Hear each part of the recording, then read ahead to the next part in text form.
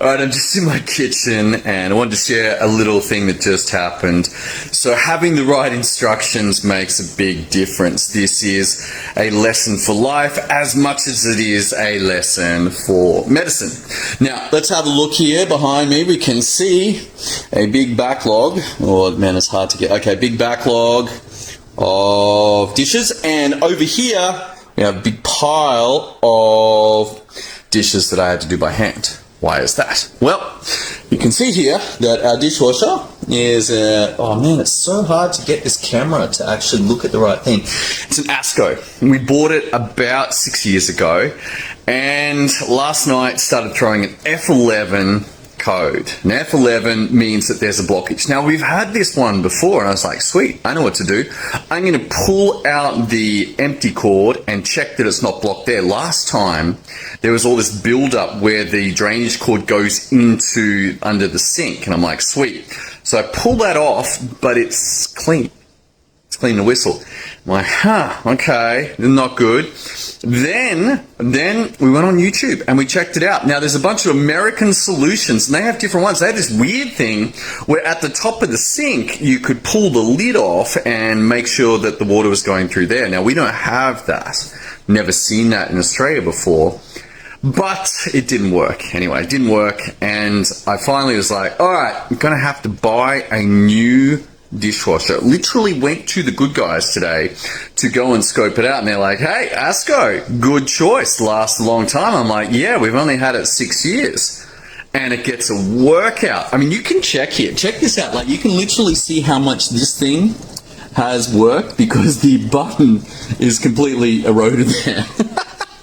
Like, check that out. There's like so many, like this thing does a lot of dishes for us. We've got 5 of us in the family. Now, I'm like, okay, going to need a service technician. I call ASCO. They say, hey, don't panic. This is a really common error. What have you done so far? And I said, well, I've taken the drainage pipe up and I cleaned that and that's fine. I ran the recycle a couple of times. That's fine, not working. And it's like, okay, you need to lift up the yellow thing and check the propeller is turning. I'm like, oh, the yellow thing, that's right. I'd forgotten about the yellow thing. One other time this happened, and I remember there was a piece of glass that was stuck in there, and I was like feeling around last night, but I'd forgotten about the yellow thing because of all the water that was left in it meant that I couldn't see the yellow thing, and even if I had, I probably wouldn't have triggered to pull it out. He's like, get that yellow thing. And to do that, I had to get the sponge and drain out all the water. The yellow thing becomes apparent. I pull it out and I click and move the propeller and it's kind of stuck, and then it started spinning.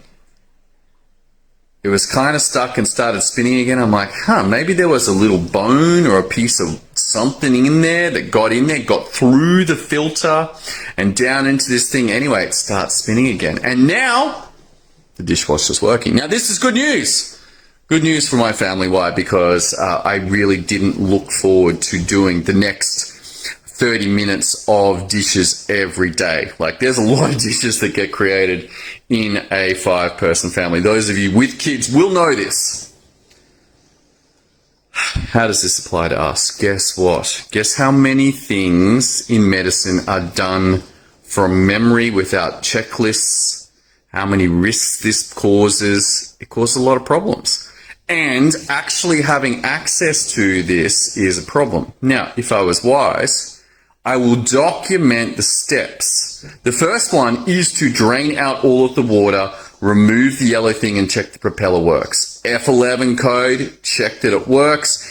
If it's working, then need to check the drainage pipe. If both of those are blocked, then there's a service technician. Now, they actually sent me the service technician's name anyway for this area. We live rurally, so even finding out who can do it is a problem, but now I have it. So all of this work that just went in, it will probably not happen for another 3, 6, 12 months. Oh, that's it, just finishing there. Even 2, 3, 4 years' time. My ability to remember these steps at that point will be almost zero. And this is the same problem that we run into with medicine, not with stuff we do every day. No, that all gets stored up here. You're like, yep, done that 15 times this week. But pull out something that you did 8 weeks ago or you did 8 months ago. Your ability to accurately represent the steps that are required and execute them in the right order goes way down. And this exposes you to risk. Having the right instructions and having access to them makes a massive difference. How are you doing this in your medical practice right now? Most of the time, from what I've seen, we do a really poor job. We're really smart people generally. We work really hard. And that actually makes a problem in that we think that we can remember all of these things. As I said, it's not the things you do every day.